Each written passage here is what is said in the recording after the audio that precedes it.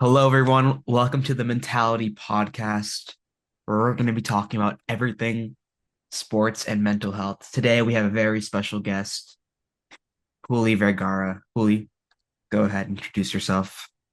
What's up, guys? I'm Juli Vergara. I'm part of the Mentality Sports team with Naveen here. And I've been playing soccer my whole life, and I think Naveen's gonna interview me about some parts of that part of my life, specifically like the mental part of that. So should be a good episode. Sure, yeah. I think you have great experience being a very high-level youth athlete, even competing at the ECNL level, right? I think a lot of athletes definitely are trying to get to that level, and I look forward to talking about it. So I think we can start off by talking about how you first got into soccer. Were you ever doing any other sports, and what made you eventually really start focusing on soccer? I mean, my family's always been really into soccer. Most of my family's from Mexico, a good amount also from Hmm. Spain. And those are two really big powerhouses, especially in like the soccer world. So Hmm. I've just been around the sport my whole life. I have an older brother who's just like kind of like I've just taken up most of his interests in my life, and soccer was his like main one. And I started playing just like kicking a ball around, probably around like 3 years old, maybe. Um, and then started playing club at around I think 7 years old, Hmm. when I moved here to San Francisco. And throughout my life, I mean, I've enjoyed other sports. I really like basketball as well. I used to play it, but don't really play much anymore, except against Hmm. Naveen sometimes. Yeah. Yeah, yeah, I yeah. beat him sometimes, but it's all good. Yeah, Um, he has a lot of potential. I think I wanted to ask you a little bit more about you got into the club scene, right? And what level did you start off at, and how did you eventually build your way up to getting to a higher level? And did you face any challenges? so back like when we first moved to San Francisco, like 7 years old, honestly, it was just like playing for some like randomish club. No hate to San Francisco Seals, but it was just like I don't remember at 7 years old really what level it Mhm. is. Probably just rec. It was really small fields. But then like a year, I only played there for a year. Then I went to SF United and I was there for a good 8 years. The first years I played at like NorCal silver level. Then made my way up to NPL. Um, it would go silver, gold, premier, MPL. So I got up to MPL, played there for like 2, 3 years. Um, then my team fell apart, and then I made the switch to another local team that had ECNL, and I was able to make the ECNL team. That's where I've been ever since. And I think what helped me out the most, especially from that jump from like silver to MPL, most of all from MPL to ECNL, I would say is just like really just focusing on the mental part of the game, realizing that's like one of the most undervalued um, parts of your game, and it can really help you. And then obviously just like getting a lot of touches in around that time is when I started like lifting. Mhm. I was really into that, and that also helped. I did some speed work as well, and just a wide variety of workouts kind of just helped Mhm. me. So, along that path, or even in your more recent years, has there been a specific time, a specific mental challenge you faced, or something you've done mentally, whether that's like do little exercises to help you lock into for a game or anything like that, or try out? Have you ever done anything like that? No, yeah, definitely. I think the biggest mental challenge I've faced is just like focusing too much on your mistakes. But I think what I realized from like um, online resources like YouTube and just like trial and error really was just like it doesn't really matter. It's just one moment. The game keeps going. Like the game's gonna move on, and there's gonna be something probably more important that happens at most 10 seconds later. And so just realizing that all you got to worry about is doing better than the previous moment, or at least trying to, even if it's just a little bit. And if you don't, you have the next moment. Like it's just there's so many parts. The game's so long that you have so much time to recover and bounce back. So I think that's the biggest thing that helped me. And on your other point, something I say to like I do kind of just to lock in is just like for the game, I'll just kind of like tell myself just like focus on the next moment, don't worry, and especially if I make a mistake, then just forget about it. And then once like the game stops, like at the nearest dead ball, I'll just remind myself just to move on. So Mhm. it's gotten a lot easier. I think I've definitely had similar things in basketball. I think across all sports, athletes have similar experiences with mental health.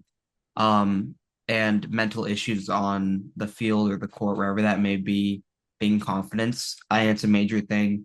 Um, I think also a major part, I'm assuming, is that you're a student, and I was wondering how you balance that with your soccer and how, if there have been any challenges there.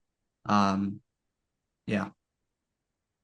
Honestly, and as far as balancing, there hasn't really been that many challenges. I would like to think that I'm decent at managing my time, but I think something that I do is just that just creating like the right balance between hanging out with your friends, which is super important, especially for the mental part.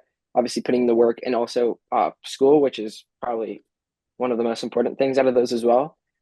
So like maybe sometimes during lunch during schools or some free periods, I would take advantage of that, start on some homework at home. The first thing I would do would be homework. I would start off like the shorter assignments, maybe before practice, then go to practice, come back, and once I'm ready, just tackle like the bigger assignment. It's just take your time and just go little by little is what I would say. That's good. That's good. I think front loading stuff, which basically means doing stuff ahead of time when you can at lunches, that Definitely, is yeah, something that, definitely. yeah, that can be really helpful. Um, and I think the fact that you are playing at such a high level, although a lot of people we know do play at that level, it is still impressive to a lot of kids. And could you talk a little bit more about your training schedule, what that looks like on a week to week, day to day basis?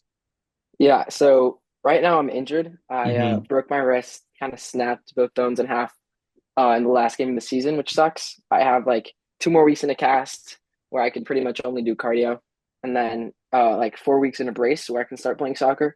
But a typical week in season when I was like perfectly fit, like in April, something like that, I would have practice Monday, Wednesday, Friday, from 6 to 8, and then a game on most likely Sundays. Hmm. So soccer then I would go to the gym on Tuesday afternoon, Wednesday before school, and Thursday afternoon as well. And then depending how my homework load was, I would either do like a plyometric session for some speed, or maybe just like go to the field for like 45 minutes. But Hmm. that just depended on the load. And towards the back end of the semester, that was kind of rare. So I would just say um, like four soccer sessions including the game, and like 3 to 4 gym workouts if you include the plyometrics. Okay, then what about like when you go into a workout, what's your mentality? How do you push yourself? Because I think it's a lot harder, um, personally, to push yourself when you're alone versus when you're either when you're like under with the team or with the coach, something like that.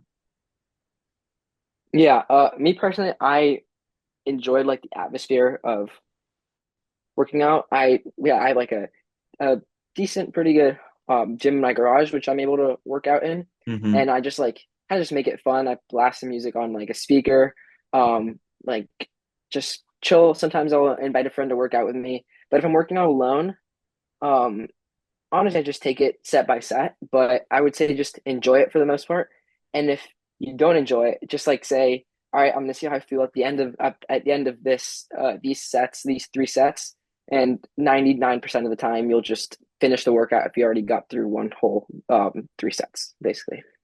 So just kind of keep pushing through. I Hmm. think that's really good for workout by workout. And in terms of like at a more high level, do you have a larger goal or motivation or something that's kind of fueling you, or is it more just kind of a passion you have for the sport? Honestly, I would say it's just a passion for like being active in general. Hmm. I would say without it, like my life feels like there's like a big hole in it because I feel like for a big part of my life, for most of it, it's just been like a big majority of it, I would say. Hmm. For sure. And what does it feel like? Do you ever have like a bad training session? Do you ever feel like you have a bad training session, like Oh even yeah, solo workouts? yeah, no, for sure. I've definitely had plenty of bad workouts and bad training sessions. And I would say just the biggest thing is again, remember it's just one out of if it's a training session, one out of like a good more than 100 that you'll have in the season. So if you think about it that way, you'll just forget about it, enjoy the next moment, make um and kind of yeah, just like what I say for games, just focus on the next moment and improving Mhm. and enjoy it. Yeah, enjoy the process. It's really good. And do you ever talk to anyone about any of this stuff? If you were to make a mistake, I know you tell yourself this in your head, you have this mantra. Do you ever talk to a coach about issues you're having, whether it be mental or just like, I want to get better at this? Like, what do you consult? Do you consult, you mentioned YouTube. Do you consult any other places?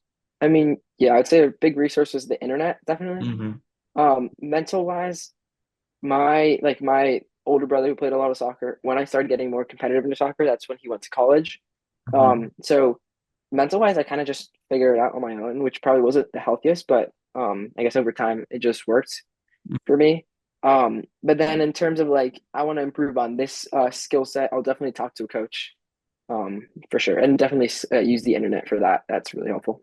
And you've never found it kind of like challenging to talk to a coach, or have you ever felt maybe it's playtime or something like that? Have you ever had an experience like that?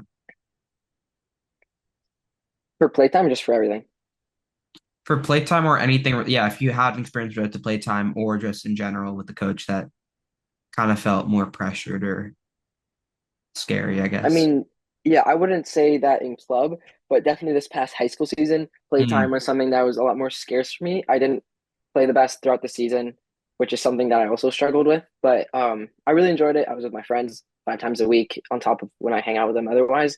So it kind of made up for that. mhm, But I did not talk to my high school coach for that. I think I probably should have because I would have gotten more clarity. Because some days, definitely for high school, when I played like poorly, I would definitely get in my own head for like an hour or two for that, definitely. mhm.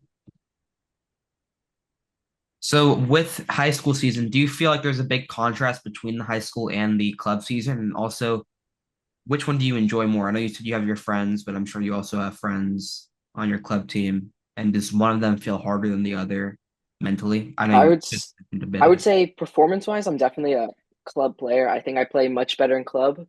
I think that's probably because I like already know my spot on the team in terms of like hierarchy, if you will. Um, and like I feel comfortable. I'm playing against kids that are relatively my age, maybe like a few 6 or so months older. Um, and it's definitely high school. It's definitely harder, I would say. There's a bigger roster, and because there's like the whole thing with like seniors and playing them more, that like that's not an excuse, but definitely that also makes it hard to find playing time. And you're also playing against a wide range of kids. You might face off someone who you're much better against, and you might face off against someone who's just like a 19-year-old senior who's Yeah. committed somewhere. So it's just a wide range. And then in terms of what I enjoy more, I would say I enjoy playing club more just because I play better and I would say more club player, if that makes sense. Mhm. But high school was just so much more fun, Mhm. especially because we had a really successful season this year. And it was just so much more fun, I would say. I think it's great that you have a lot of fun with it. I think the best thing that you can do with sports is to have fun with it because, our careers, unless even if you pursue it in college, that's only like 8 more years tops starting as a freshman. So I think the best thing you can do is to work as hard as you can, like you say you have been, and also have as much fun as you can, like you have been. So that's really inspirational for me, and I'm definitely gonna take a lot from this conversation. Juli, thank you so much for coming on the podcast. This was great. I think you're gonna be inspiring a lot of young kids and helping people in your position right now, who are going through similar stuff. So thank you. This is real. Appreciate you being honest about all of it. Thanks, man. Let's do it again sometime soon. Yes, sir.